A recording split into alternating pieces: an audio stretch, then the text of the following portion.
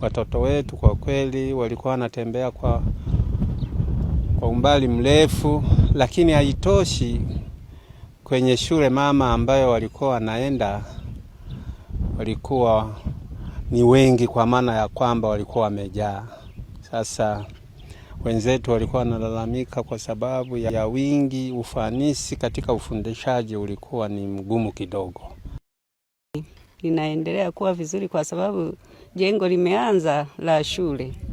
Na vijana wetu wanasomea umbali mkubwa sana. Na wengi wanaishia njiani kwa kutokuwa na shule. Kwa hiyo jengo hili likikamilika, tutakuwa na furaha sana na watoto wetu watasoma na wataendelea vizuri.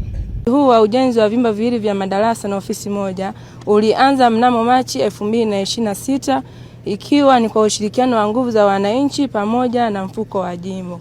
Gharama za mradi, Mheshimiwa Mwenyekiti wa wilaya, mpaka sasa mradi huu umegharimu kiasi cha shilingi milioni 12,556 kwa mchanganuo ufuatao: nguvu za wananchi milioni 8,556, ikiwa ni shughuli zifuatazo: ununuzi wa eneo, kulipa fundi wa kufyatua tofali, kulipa fundi wa kujenga, kununua mbao, kuzogeza mchanga, kokoto pamoja na maji. Sisi kama Chama cha Mapinduzi tumeridhishwa na kasi ya ujenzi wenu, lakini pia mmejenga kwa kiwango na madarasa mawili pamoja na ofisi yako vizuri.